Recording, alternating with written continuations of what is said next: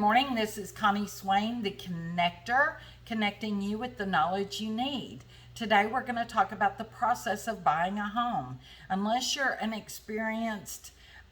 you're really experienced in purchasing and selling homes, the process can be quite daunting and intimidating. So I'm going to talk about that today. But first, I want you to like this video, ring that notification bell, and subscribe to my videos so you're aware every time I post a new video. Also, feel free to share this video with your friends and family because it's better to know this information up front. So let's get into this. A lot of times people think that the first thing they need to do is get online and start looking for homes. We're watching TV. We're going to get on Zillow or realtor.com or some other internet site and find a home we want. And then we want to go see it. And you find out you can't. Some realtors won't go show you property unless you've been pre-approved. Others may. However, a lot of sellers are getting more and more moving more and more to a requirement of only allowing pre-approved buyers to view their home. As a homeowner, you should be able to understand that, especially if the home is a little bit more expensive. They want to know that the people walking through their home are actually qualified to buy that home.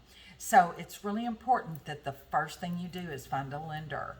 There are a lot of good online lenders. However, I highly recommend a local lender. But at the end of the day, it just needs to be somebody you can actually have a conversation with. Your questions are not always going to be answered by just dealing with somebody online. You've got to be able to talk to someone, and hopefully the same person throughout the process, and ask the questions you need to ask and give them the information they need. So the first thing is to find a mortgage company, find out about your rates, all the different loan options, and get pre-approved. Now keep in mind, you're going to have money to purchase a house. A lot of people think that when it says zero down, or they don't, no down payment or whatever, that they can get in without having money, but you have to have a certain amount of money. So your lender can walk you through exactly what's expected. So make sure you know that. And they can tell you what kind of different programs you can qualify for. Also, once you get into the approval process, do not make any major changes to your income. Don't open any credit card accounts. Don't make any major purchases. Don't change jobs. Don't move around, whatever. Now, if something happens once you're in the process, such as you have to change jobs, or there's something you need, a major purchase that you need, call your lender and talk to them before you do it to see how it's going to affect your process. Let's say your car blows up. I mean, heaven forbid, and you have to buy a new car. Well, talk to your lender just to make sure to see how that's going to impact. Also, if you sell any property or purchase any property outside the one you're buying, talk to your lender before you make any major changes to your finances. Then make sure you find a good local realtor. Interview them. We have no problems. Legitimate realtors have no problems being interviewed by people. This is such a major decision. You have to be comfortable with the person you're dealing with for the next 30, 60, 90 days, depending on how long it takes you to find a home and to actually purchase that home. You've got to trust them. You've got to be able to be open and honest with them about any financial issues or any problems you're having. You've got to find somebody that you trust to work with through this process. I realize that given my personality, my age, other things, there are some buyers that may not be comfortable around me. However, others are. So that's fine. Find someone you're comfortable with.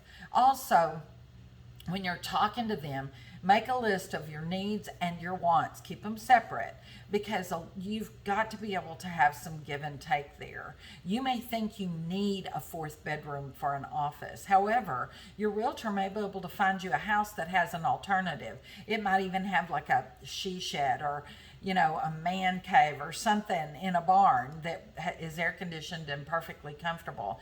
That would be another option for you instead of that fourth bedroom. So make sure you tell them what you really need, and then be willing to compromise on some things. Maybe you find a really bad house in a great neighborhood, but it doesn't fit your needs, but you could make it the home you want. So be willing to, compromise on some things. Also, now you start looking for your home, and you may look at a lot before you find the one you're actually going to end up in. But the most important thing is, do not rush into a decision you'll regret later. But the opposite is true. I see some people that get so bogged down in wanting to look because they may think, well, there might be another one I like better. And they spend a lot of time wasting time, when really the very first house they looked at will fit their needs and be the best for them. Sometimes their realtor may even be able to explain to you why that may work for you better. So make sure you are realistic about your goals on finding a home. Once you find the home you really like, then your realtor should send you all of the backup documentation, the tax information, the seller's disclosures, any other information, maybe sometimes a plat or a former survey, or any other information you may need. Now, the seller's disclosures are actually, that is a document that the seller fills out about that property that tells you all of the pertinent information to that property. The electric, whether it's electric or gas, the air conditioning, the age of the roof, all different things about that property. Go through that, and if there's anything you have questions about, reach out to your realtor and ask. And if there's something that's not clear, they can find out from the realtor selling the home. So make sure you look at those really good, and then you're ready to make an offer. Once you get into making that offer, the agent will sit down with you and help drop up the contract. At this point, you're going to need some money. You'll have to have earnest money that comes out of your pocket. So earnest money is usually, in our market, and I live in Wise County, Texas, the earnest money is 1% of the purchase price. And that, some people offer less, but it's kind of a given that you need to be that 1% to show that you are a serious purchaser. So in other words, if the home is $100,000, you need $1,000. $250,000, you need $2,500. If it's $500,000, you're going to need $5,000 to put toward that home. So you've got to write that check. It goes to the title company, and yes, they do deposit it. They don't just hold it. They are not allowed to hold it. They have to put it in the bank and cash it. Also, you're going to need option money, and I'll get into what the option period is in a little bit later, but that's usually $1 a day. I always highly recommend an option period to the buyer, because that's your discovery period. Again, I'll explain it more, but that is a check or cash that goes from the buyer directly to the seller. And the way I explain it to sellers is a headache fee. During that option period, the home is off the market, and during that time, at any time, the buyer can pull out of the contract without penalty and get their earnest money back.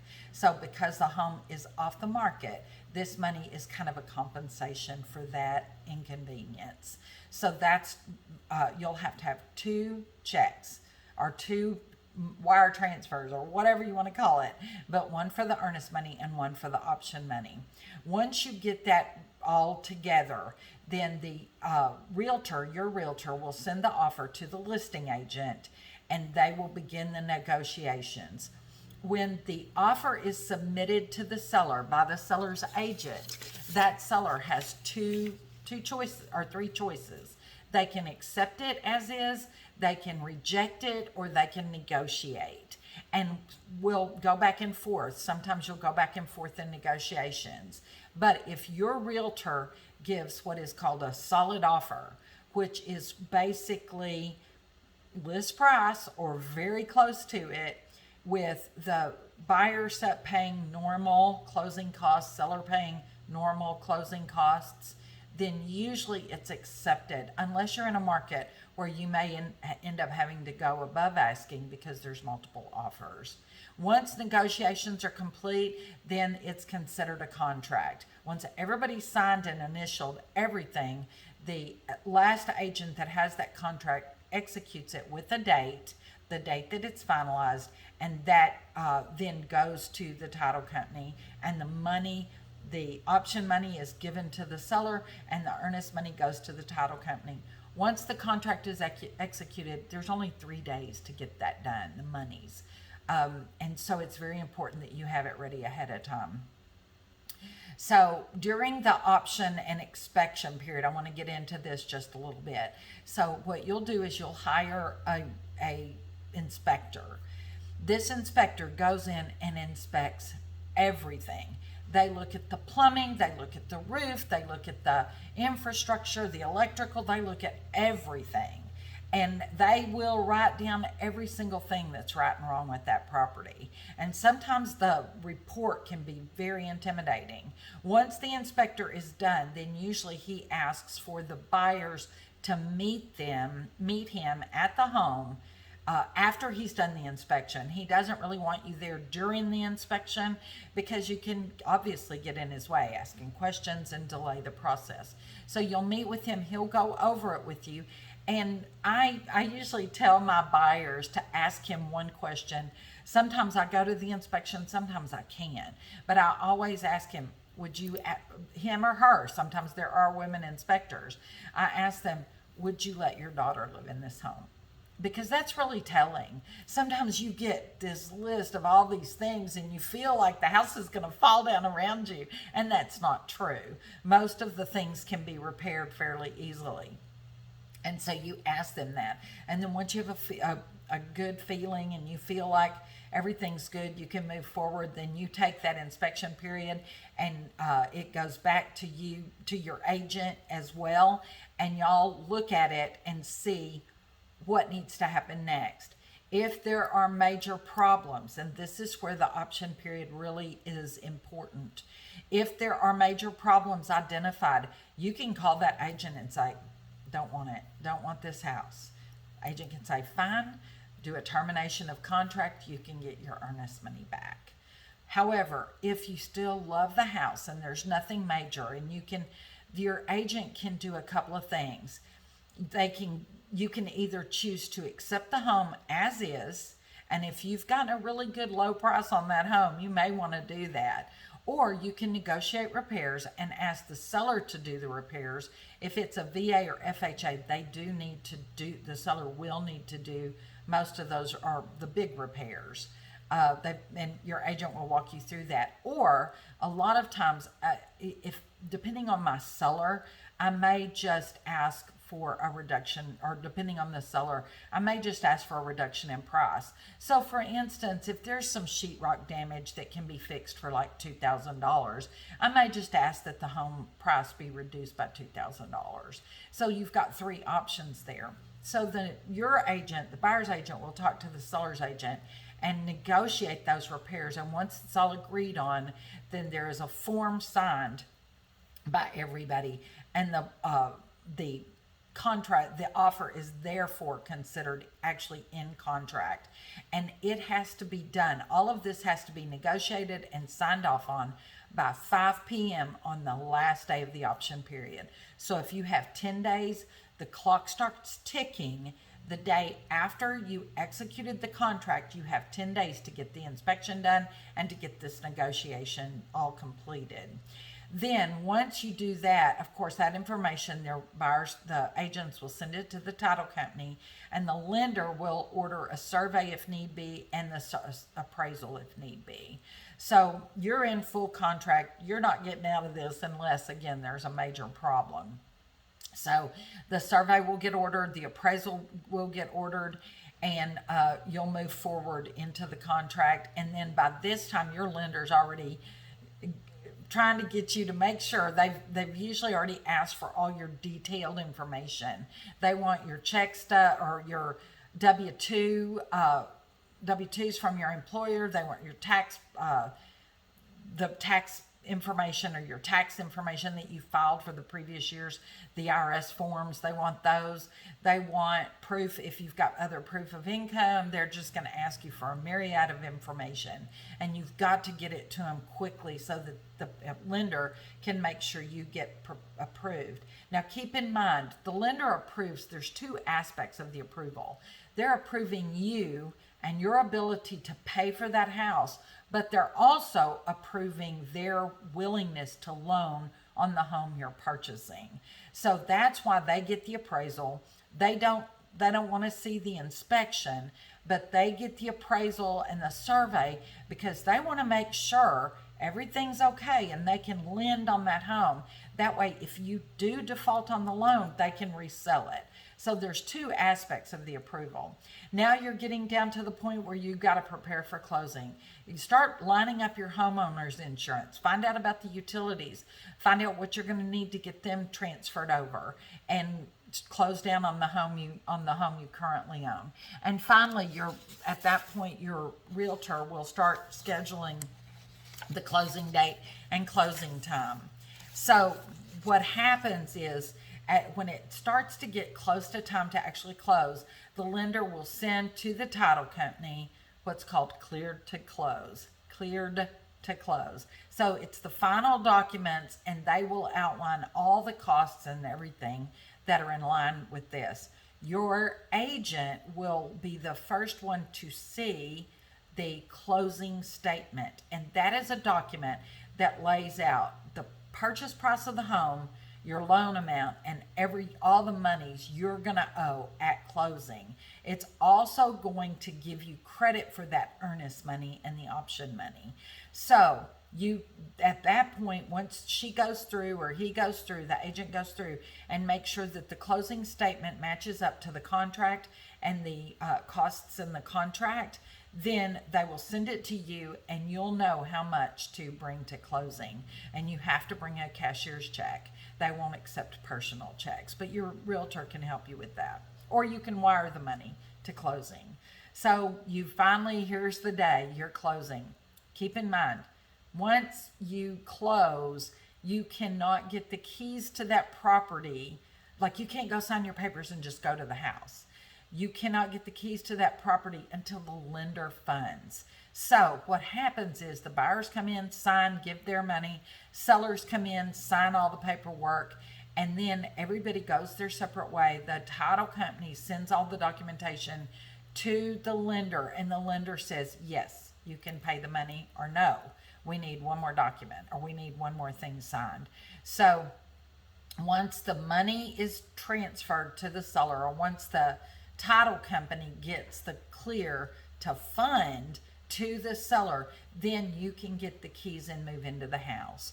I just want you to be aware of that. A lot of people, I've had people spend the night in motels with the moving van in the parking lot because they weren't able to fund because there was some delay. So make sure you are prepared for that. And your realtor, again, will help you and work with you closely on that. Then when they give you your keys, you can go to your new home and celebrate your new life in your new home. Thank you for watching. Again, I'm Connie Swain, the connector, connecting you with the knowledge you need. Don't forget to like, share, subscribe, and ring that notification bell so that you can stay tuned with all the knowledge you need to know about real estate. Have a good day.